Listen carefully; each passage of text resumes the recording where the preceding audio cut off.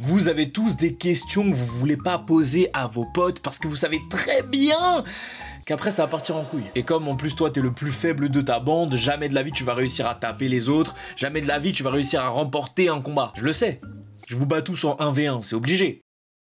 Aujourd'hui, j'ai créé un formulaire dans lequel il y a 10 questions. 10 questions qu'on n'ose pas poser à des fans d'anime. Première question, Demon Slayer est carry principalement par son animation. 3 propositions, oui, non, je ne sais pas d'avis. À chaque question différente, j'essaierai de vous donner mon avis, mais le plus rapidement possible, parce que j'ai pas envie de m'éterniser, et qu'on est là surtout pour votre avis, pas le mien. Hein. D'ailleurs, on a réussi à récolter 1250 réponses, merci à tous d'avoir joué le jeu, et dédicace d'ailleurs à Chauve Burlesque de Manga Trash qui l'a partagé sur Twitter. Concernant cette première question, Demon Slayer, pour la majorité des gens, oui, il est carry par son animation. 58,5% des gens disent oui, 34,3% des gens disent non, et 7,2% ne savent pas ou n'ont pas d'avis. Est-ce que je dois dire les termes dans ma propre vidéo ou pas? Je fais partie de ceux qui trouvent l'histoire de Demon Slayer bonne mais pas incroyable, et qui sont partisans de dire que l'animation de Demon Slayer a donné une très grosse carrière à Demon Slayer. Je pense sérieusement que sans cette très bonne animation, Demon Slayer ne serait pas là où il en est actuellement. C'est tout ce que je dis, et visiblement il y a des gens d'accord avec moi. Deuxième question, j'ai posé une question où moi j'avais aucun élément de réponse, donc là je vais même pas argumenter, en plus j'aime pas argumenter sur ce genre de truc, je sais que ça fait débat et dans les commentaires ça risque de toujours être le cas. Qui est le plus fort, Shanks ou Mihawk? Non, pas Saitama ou Goku, on reste dans le même univers, quelque chose de concret. Perso, je pourrais pas donner d'avis, je suis pas du tout à jour sur One Piece, et surtout, de ce que je sais, on a toujours pas vu Mihawk se battre ou déchaîner sa puissance. Je pourrais jamais dire quelque chose, mais d'après les gens qui ont voté, Shanks serait celui qui battrait Mihawk dans un duel. J'ai même posé cette question sur Twitch et tout le monde m'a dit « Mais c'est évident, mais c'est logique, mais... » Je sais pas. En tout cas, 60,5% ont dit que Shanks battait Mihawk, là où 8,5% des gens ont dit que c'était Mihawk qui allait battre Shanks, et 31% ne savent pas ou n'ont pas d'avis. Bon, à mon avis, il doit y avoir beaucoup de gens qui ont pas d'avis, mais il y a aussi beaucoup de gens qui ne savent pas, parce qu'au final, tant que tu les as pas vraiment vus se battre, comment tu peux savoir? Chut, Titouan, je t'entends là derrière ton écran là. Tu peux pas savoir en vrai. Troisième question, l'attaque des titans n'est pas aussi incroyable que tout le monde le dit. Là, les amis, je vais devoir me battre avec toutes les personnes qui auraient mis vrai. Il y avait 3 propositions, vrai, faux, et je ne sais pas, comme d'habitude. À mon agréable surprise, 64,3% des gens ont dit que c'était faux, que l'attaque des titans est bien aussi incroyable que tout le monde le dit, mais quand même, 26,3% des gens ont dit que c'était vrai. Comment ça? Est-ce que dans les 26,3%, il y a des fans de One Piece? Le problème, c'est que les gens ont tendance à comparer la grandeur d'œuvre de l'attaque des titans à la grandeur d'œuvre de One Piece. Alors que c'est 2 thématiques différentes. Les auteurs sont des génies à leur manière, c'est tout. Avec 9,4% de personnes qui ne savent pas et qui n'ont pas d'avis. C'est faux, tous les jours faux, hein. SNK est une œuvre qui a marqué les esprits, qui marquera le temps, et qui jusqu'à maintenant, même si la hype redescend hein, avec leur connerie de comité de production qui veulent faire 10 000 parties, ça restera une œuvre qui a mis beaucoup de gens d'accord. Quatrième question, très simple, très rapide, VOSTFR ou VF? Version originale sous-titrée, français, ou version française? Doubleur français, comédien de voix français. Eh bien, mesdames et messieurs, il semblerait que la VOSTFR fait globalement l'unanimité avec 70,7% des gens, et j'ai moi-même voté pour ça, même si je suis content que en France, les gens quand même reconnaissent la valeur de la VF, avec ces 17,9% de personnes qui préfèrent la VF. Malgré que moi je vote VOSTFR, il y a beaucoup de gens qui diabolisent la VF, alors qu'ils sont premiers à aller voir des films en VF, à écouter des séries en VF. Saluons la performance de nos comédiens de voix. Il reste extrêmement fort, même si c'est un peu plus difficile dans les animés parce que les japonais mettent leur trip dans les sessions doublage, les français on n'est pas en reste hein.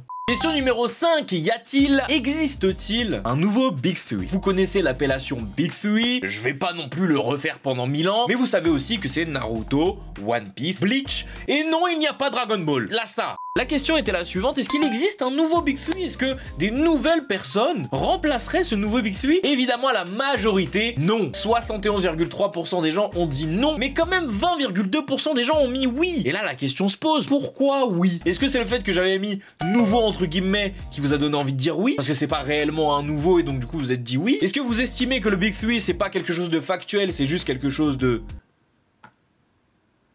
Vous avez capté? Mais quand on sait ce que c'est le Big 3, c'est quand même une dinguerie de mettre oui. Sixième question, j'ai vu beaucoup de gens en parler et dire du mal de cet arc-là. Donc j'ai posé la question. L'arc 4ème Grande Guerre Ninja de Naruto a été trop mal fait. Mal agencé, mal rythmé. Vous pouviez voir plusieurs manières d'avoir mal fait cet arc-là. Je vous demandais juste si globalement pour vous, il était mal fait. Et là, c'est quand même assez mitigé. On a un camembert avec des compartiments assez remplis, même si à la majorité, 43,8% des gens disent que non, l'arc de la 4ème Grande Guerre Ninja n'a pas été mal fait. Je suis assez d'accord avec ça. Malgré une fin un peu frauduleuse et une longueur assez accentuée, l'arc de la 4ème Grande Guerre Ninja se déroulait quand même de manière pas mal. 43,8% des gens ont du coup dit non, 28,7% des gens ont dit oui et 27,4% n'ont pas d'avis ou ne savent pas. Naruto, ça reste dans nos cœurs les gars. Septième question, j'aime bien celle-ci parce que justement ça va permettre de voir ce que les gens pensent un petit peu. Est-ce que les nouveaux animés shonen, précise bien juste shonen, se ressemblent globalement tous? C'est important de préciser shonen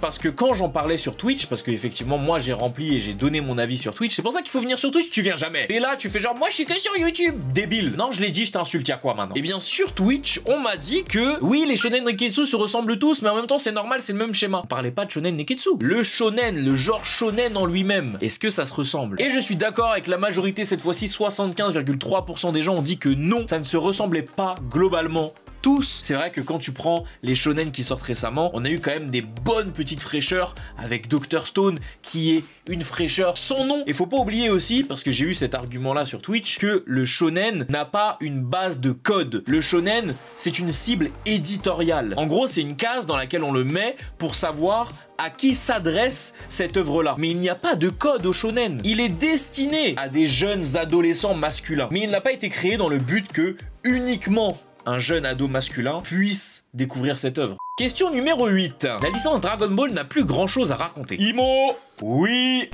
Pour moi, j'aurais mis vrai. Depuis Dragon Ball Super, je trouve que Dragon Ball tire en longueur. Cette œuvre sait qu'il tient ses fans en haleine grâce à cette nostalgie d'antan. Les power-ups, ça a inspiré énormément d'animés de maintenant, vous le savez. C'est le papa de l'animation. Akira Toriyama est le papa de beaucoup de mangaka, on le sait. Mais ce n'est pas pour cette raison que le papa, il faut pas lui dire les termes à un moment donné aussi. Et les termes, c'est que selon moi, ça tire un petit peu en longueur, ça essaye de broder des nouvelles choses pour nous faire croire qu'il y a encore des trucs à raconter, alors qu'au final, Dragon Ball, la réalité, c'est que ça aurait pu s'arrêter depuis. 64,7% des gens disent vrai, 17,5% des gens disent faux et 17,8% ne savent pas ou n'ont pas d'avis. Dans les 17,5% qui disent faux, il y a forcément des fans de Dragon Ball.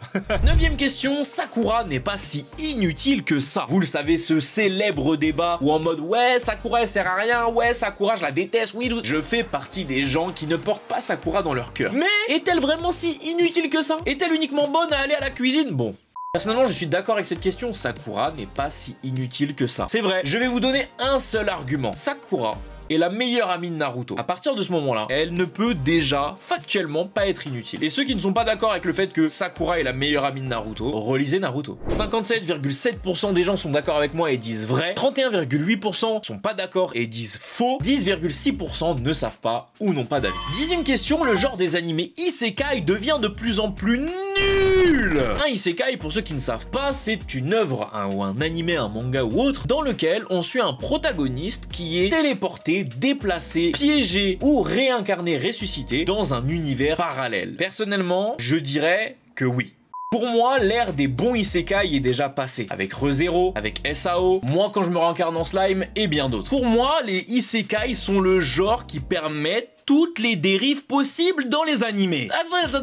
Attendez, avant de vous offusquer, comment pouvez-vous m'expliquer qu'il va y avoir un isekai avec Suicide Squad, dans lequel le Joker et Harley Quinn vont être réincarnés ou transférés ou on ne sait quoi dans un monde de gobelins et de dragons? Comment pouvez-vous m'expliquer qu'il existe un animé dans lequel le mec meurt et se réincarne en distributeur automatique de boissons? Comment pouvez-vous m'expliquer qu'il y a un animé dans lequel la personne se réincarne en chatte? Pas l'animal, hein, en bas là. Tous ces nouveaux isekai qui sont sortis dans les 5 dernières années conforment le fait que on peut faire n'importe quoi avec et que du coup, ça devient de plus en plus nul. Je ne dis pas que c'est nul actuellement, ça le devient petit à petit. Dans tous les cas, la majorité des gens sont d'accord avec moi, 46,6% des gens ont mis vrai, 28,8% des gens ont mis faux et 24,6% des gens ne savent pas ou n'ont pas d'avis. J'ai trop hâte de voir vos débats dans les commentaires, ça va se taper dessus, ça va se tirer le chignon, tout ça, je sais pas comment dire les expressions. La seule chose que je vous demande, c'est soyez respectueux avec votre prochain. Je sais que vous êtes derrière votre écran, mais ça vous permet pas de tout dire et de parler n'importe comment. Soyez respectueux dans les débats, parlez correctement et on fera du monde des animés un monde meilleur. On se retrouve dimanche prochain, 15h30. Merci beaucoup d'avoir suivi cette vidéo. C'était Mino, Jana.